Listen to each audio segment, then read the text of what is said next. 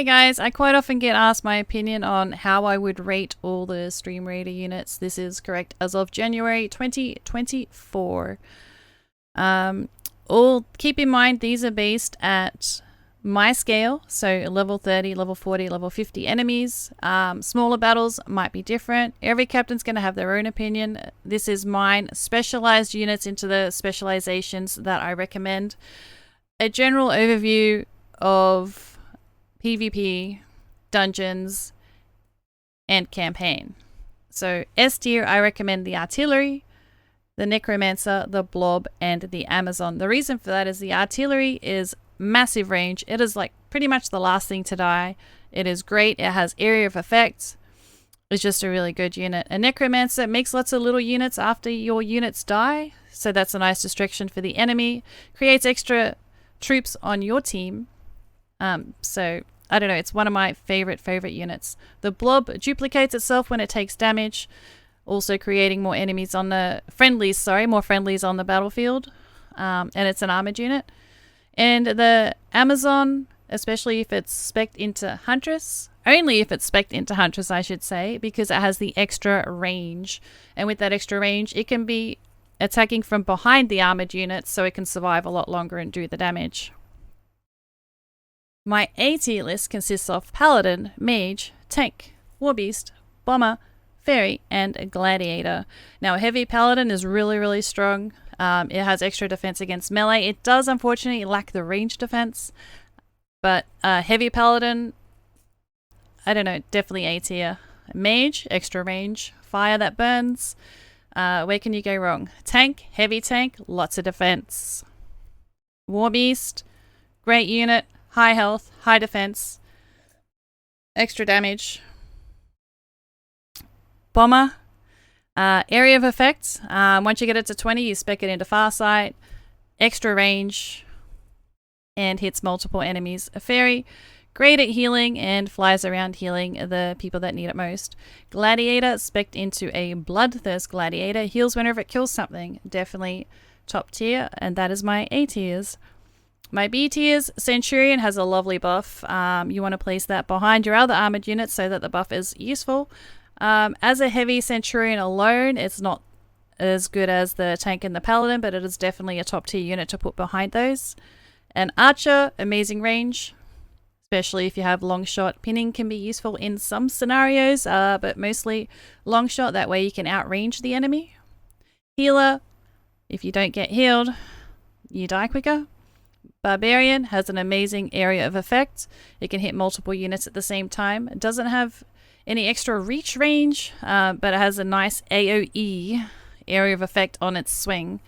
I definitely expect that into Wild Barbarian for extra range. Monk has extra distance. Healing, just don't put it near the front of the battle. Templar is like a glorified flag bearer. It has damage, it has health, and it increases your damage. Just don't put it near the front of the battle.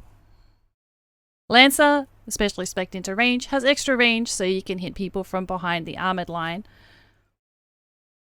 My next one is my C tier. We have an Orc Slayer, a Warrior, a Musketeer, a Berserker, and a Flag.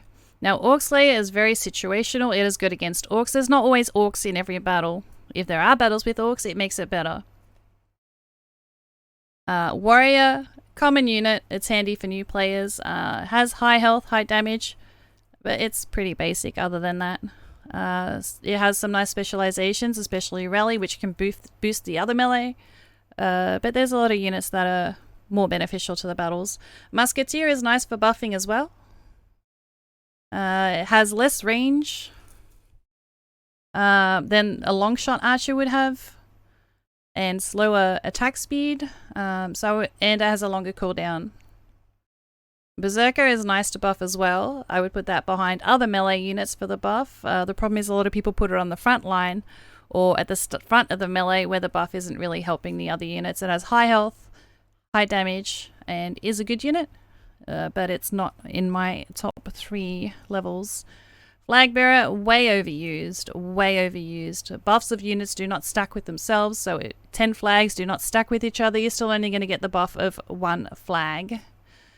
So the only reason it is that low is because it is way overused. But it's handy to have a few in the battle. My D tier.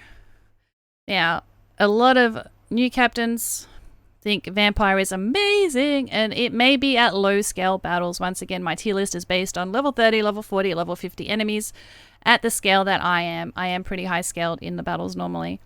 And Vampire is just going to get melted. It doesn't have the range defense.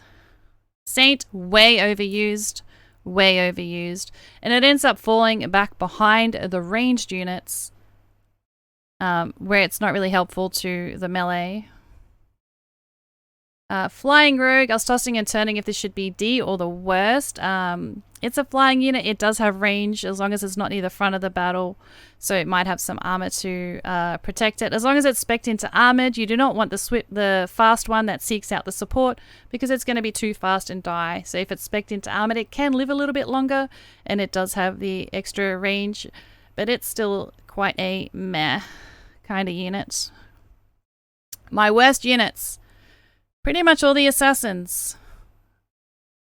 Balloon Buster. Yes, it does have a big bang, but not as big as the enemies do. 9 out of 10 times it'll get shot down out of the sky before it even does anything, and if it does hit something, it's usually a scratch because my enemies are far too strong and have far too much health. A rogue generally gets melted. It does target the ranged and support units, which are often covered by melee, armored, and it has to get through all that, and it will not get through that and die. You might need like 50 rogues to do the job of one. It is not worth it. Buster, pretty much the same as the Balloon Buster. Can get shot down before it does anything, and if it does actually do anything, it's usually not enough to kill it because of the scaling that I am at. Shinobi, similar to the Rogue, might get 1 kill. I don't know. I don't have much to say about the worst units. They suck. They just die really quickly. The Spy, I don't know if this is like an April Fool's joke or something. I have not seen spies do anything amazing. They don't do what they're intended well. They don't have the invisibility right at the start. There's a few like a split second where the units can target them, and if it's in range of the enemies, it will just shoot them down. But this is my tier list at my scale.